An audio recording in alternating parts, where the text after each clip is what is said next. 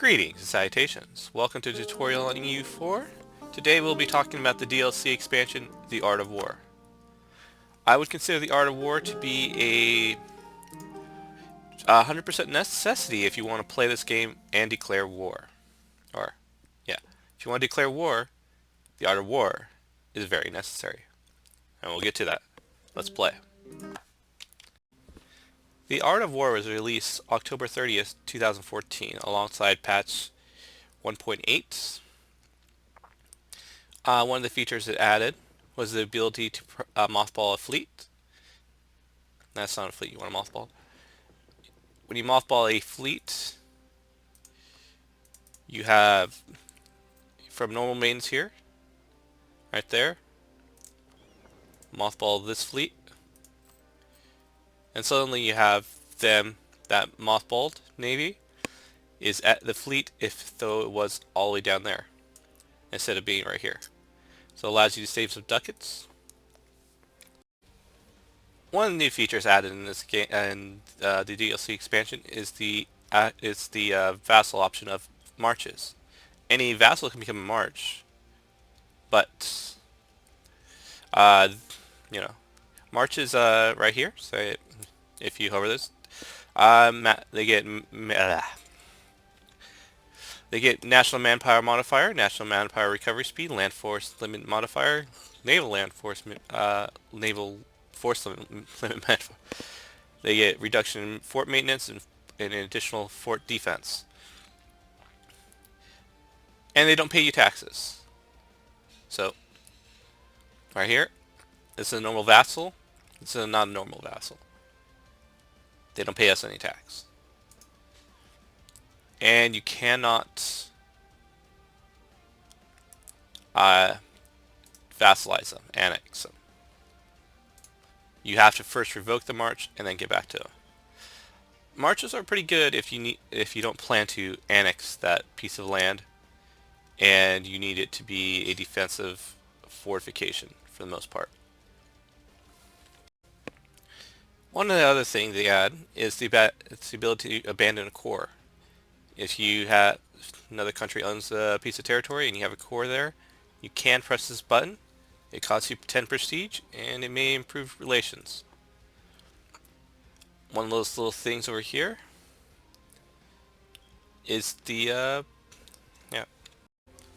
with idea groups. If you take an idea group, say like trade ideas here, you have the option of abandoning that idea group. It will give you a refund of approximately 10% of what you invested into there. So, yep. So you can take something like religious, get Deus Vaults, and never have to worry about this later, and then at the end of the, when you're done with it, you can just get 40 admin later.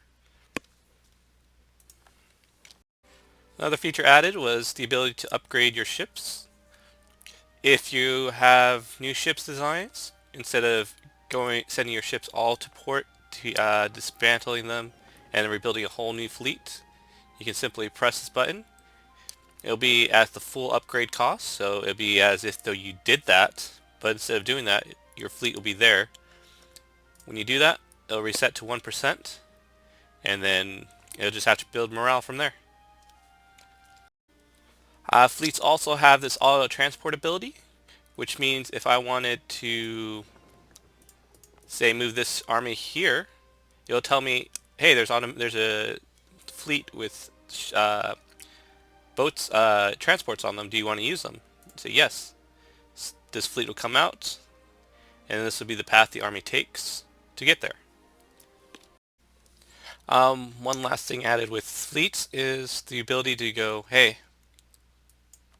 I want to sell you my fleet. Right there. If they want to buy it, they will have a yes, no, and you can adjust how much you want for your fleet. If you hover over this, they will tell you what exactly they don't want or want. Yeah, basically. Also added was the ability to do army templates. If you do, yeah, army templates, which allows you to go, hey, I want like 10 guys to that, a couple of that, maybe that guy. How many units you want, whether you want regular units, which is going to pull from your man pool, mercenaries, which is going to pull from your mercenary man pool, how many little provinces you want, defaults to maximum amount of provinces. This is the full cost of this army, how much it's going to cost, how much manpower it's going to use up, estimated time of construction. You can also name it if you want to. And then, well, let's just get something I can actually build.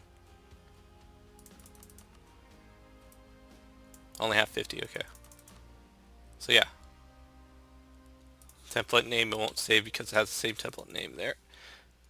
You go like that. Press button. So then those 5 will be built, and those 5 will be built on separate provinces, and they will assemble towards this one province. Yep. Here we go. They are going to move. All 5 have been built. All 5 moved over here and merged up.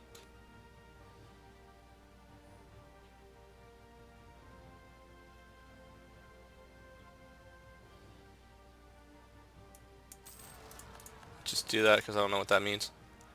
Yeah. So you had your 5 states built here, and then you got that. I don't know why I was considering that when I was even doing that. New casting spell I gained is if you support rebels in a province, in a country, like so. You could declare war. Well, gotta wait for that to go around. In support of those rebels. The war goal is 100% aggressive expansion for anything you take, 200 prestige for winning the war, and 50% cost for enforcing the demands of these rebels. Another little feature that's been added is the ability to sortie from castles or forts.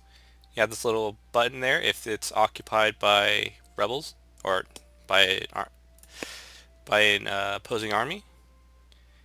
Spend 10 that, and you send the entirety of the army out.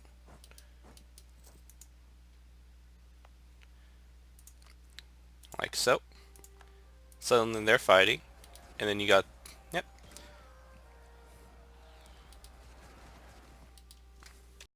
Alright, also, when suing for peace, you could go, you have this new thing.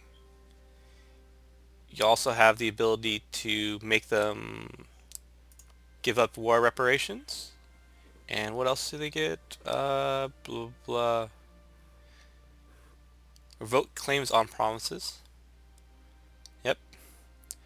Pay you 10% for war reps. And that's because we declared that.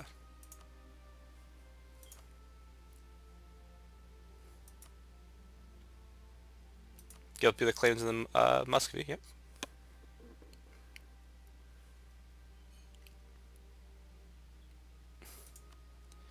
And that be that. Another thing added was the ability to declare war for claims that your vassals have.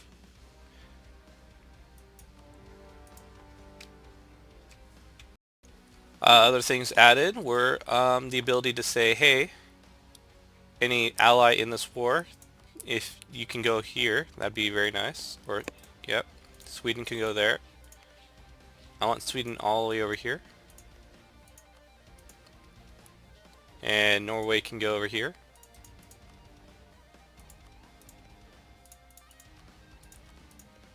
Whether they actually listen to you or not is relative. It's hard to tell. Also, there's this whole hey, I can switch whoever occupies this. Like, this is a claim of Sweden. I can switch it to Sweden. The AI will naturally try to switch it to the war leader. However, if they have a claim on it or they want it, they will not transfer it. Okay, so at a certain Diplotech level, you will be able to establish client states. Client states have to be established on your home continent. So you just press there. You have these options here. You have the option of naming it. We'll just keep it Wakarelia, your dynasty, monarchy. Go. And then once you establish it, you can adjust it here. You have the random thing. Let's go with that. Now we have White Karelia. And then we can establish more, or we can just simply give it to them. Very useful in order to keep your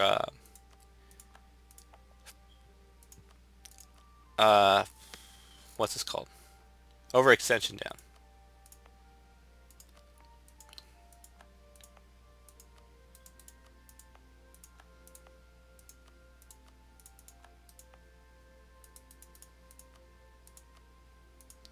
Now we have White Karelia. That's a new vassal. Added in this patch as well is the Religious League Wars. You basically have Catholic versus Protestant. This is also referred to as, I believe, the 30 Years' War. Anyone can join as long as they can see the HRE. You can join the Catholic side or you can join the Protestant side. I get bonuses towards people on this side, like here Mainz will be voting for Austria because they got 200 more reasons to vote for them because they are the league leader. Whereas Brandenburg has the opposite effect. I think it's 40 for an ally. Yeah. But that's pretty much it. If this builds up over time, if no war is declared, the emperor gets the option of enforcing the peace and then immediately winning the war, basically. If there's a war and either side wins, then that religion, whatever was won, will become the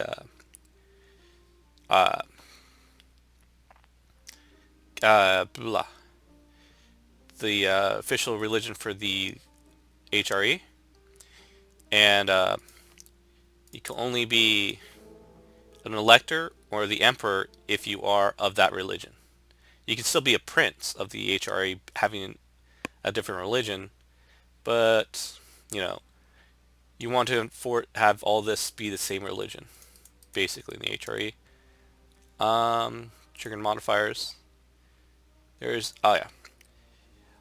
This will happen as well, depending on how it works. If the if Catholicism wins, you'll have the Catholic Empire, and you'll have missionary strength +1, tolerance, true faith +1, and legitimacy. This is for any Catholic, basically. And you have the opposite side for any Protestant, regardless of the fact that you may or may not be in the HRE. So that does make other people want to join in, regardless of the fact they may not be in the HRE. The Ottomans tend to join. France tends to join. Basically, anyone in Europe, or about here, tends to join. The African North Africa generally doesn't, and these guys generally don't, and anyone on the New World generally doesn't as well. One last thing added is the revolutionary target, which gets 10%. Whoever has the revolution. Right now we're playing Revolutionary France. Revolution has 10% national manpower modifier, if you can look here. Yeah, 10% national manpower modifier. I believe, yeah. Birthplace of the revolution, 10% right there.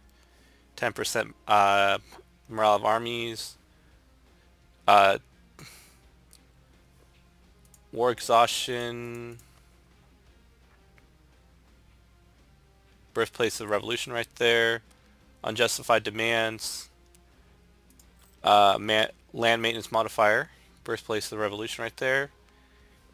Same with the Navy. They have a increase in force limits on both sides as well. And